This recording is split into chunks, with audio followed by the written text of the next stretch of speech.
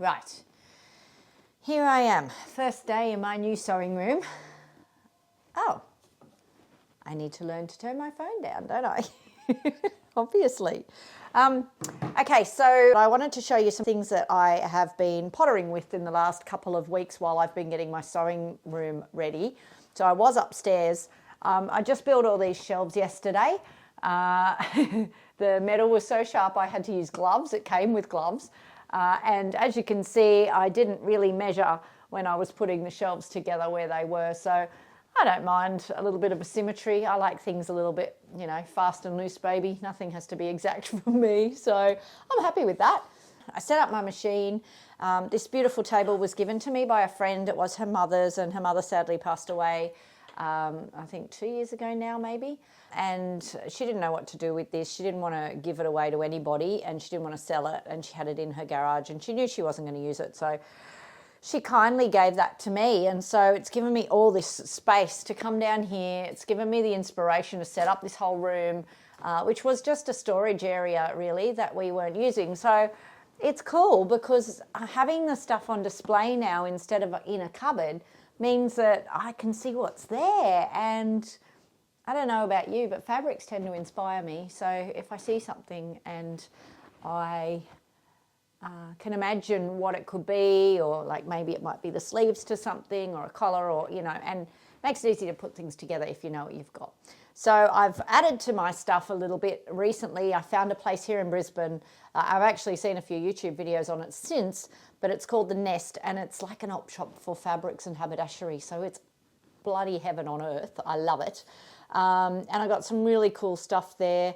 Lots of fabrics remnants that were like $2.50 each. And so I've sort of interspersed that with my stuff. There's some red spotty tulle that I got a piece of tartan. I got some peacock material, everything. So hopefully I'll be making stuff with all of that in the future. But a friend of mine asked me if I had bought the stuff with projects in mind, and I actually didn't, because it was all sort of $2.50, $3 a piece. I bought it because I liked it, and I'll find something to do with it. So that's the general idea anyway. Now, I wanted to show you a quick project that I've been working on. Ta-da! This is my little dressmaker's dummy. So this is a denim jacket that hello darling, it's my puppy dog, Chili. This is a denim jacket that I had in my wardrobe for years. I decided to embellish it a few years ago, and I actually put some writing down the front and down one of the sleeves and a portrait on the back. It was a very religious inspired thing. It said, Hail Mary, full of grace down the sleeve, and it said, pray for us sinners down here, and it had a portrait of the Virgin Mary on the back. She's just exploring because she hasn't seen any of this stuff before. Sit down, darling. Good girl. You can probably smell the puppy dogs actually from the lady whose table this is.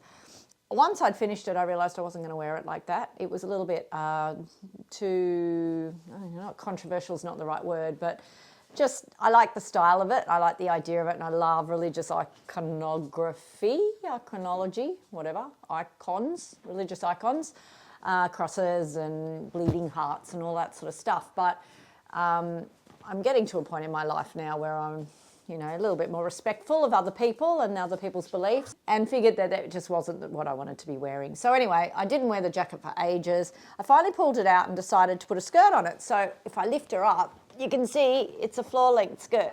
I've attached some pockets here. I've covered up the writing because, of course, I tried to bleach the writing out, and all that did was made the denim underneath lighter. So all the writing, the Sharpies and the texture that I had used, the fabric textures, popped brighter. So that wasn't getting rid of the problem. So I had to actually cover it up. And so I've bleached and done different things to this jacket, sewn different bits on, and then I put it through a brown dye in a dye bath to give it kind of, I wanted it like an aged sepia look, and it came out exactly how I wanted it, so I was pretty happy with that. I didn't want it brown, I just wanted it a nice sort of dusty sepia. It's almost a pinky colour, but if I turn it around, I've still got to finish it. Actually, if I take this off, I can show you what it looked like. I think she's still there. Yep, bits of her are there. And Yeah, so that was the Virgin Mary that I had. It's been a bit bleached out now. It was a lot darker than that. But she had, you know, a crown of roses and all sorts of stuff. But I decided I'd much prefer this. So what I did was I made a frame around it, which has been sewn down to an extent. I need to do another seam across here to hold that up there. I need to unpick this one here because I did this seam here prematurely. I meant to do the bottom seam so that I can now put this in, hide it up under there, and have it framed. So that's the job I have to do. And then that jacket I think will be finished. I was going to add little motifs like stars and stuff to it, but I don't think I am. I think this is enough now. And I really like the way it's turned out. So that's something I'll definitely wear. And I used my Cricut machine to make my little patch. So yes, that's something I have to finish. And I have got a whole tub of other jobs that are half done, and I tend to struggle to finish things. So part of the reason of setting this whole room up is to knuckle down and actually finish some jobs and make some clothes that I like to wear and that feel good, and to be creative again. I think the puppy wants to go out, so I'm going to go take her out. I'll be back in a second. She didn't want to go out. Okay. So anyway, yeah, so I've got a few bits and bobs here that I still need to put away. I got my $1 little star motif that I got from the Nest, that little op shop place the other day. I've got some buttons that need to find a home. There's a little shelf in here. I might just put them in here for now. I need to allocate a tub for my embellishments because I've got a few now that I need to put away. The other thing that I've started doing is I've started collecting all my cut-offs, all my, you know, just little scrappy bits and my threads when I cut them. And I leave this here down by my sewing machine so that I can put them all in there. I want to be more mindful with my consumption. And so I'd like to use that stuff to either do some like confetti patchwork, is that what that's called?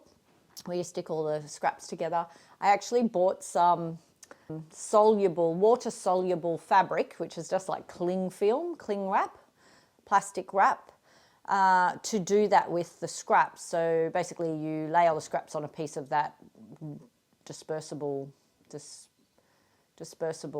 fabric, use the term lightly, and you put a top layer on of the dispersible fabric, then you go sew and hold all the scraps in place, then you put the whole thing in water and the dispersible fabric will dissolve is the word I'm after, dissolvable fabric, and the rest of it is then a piece, and then you can cut your pattern piece or use it as a mat or whatever you want to use it for.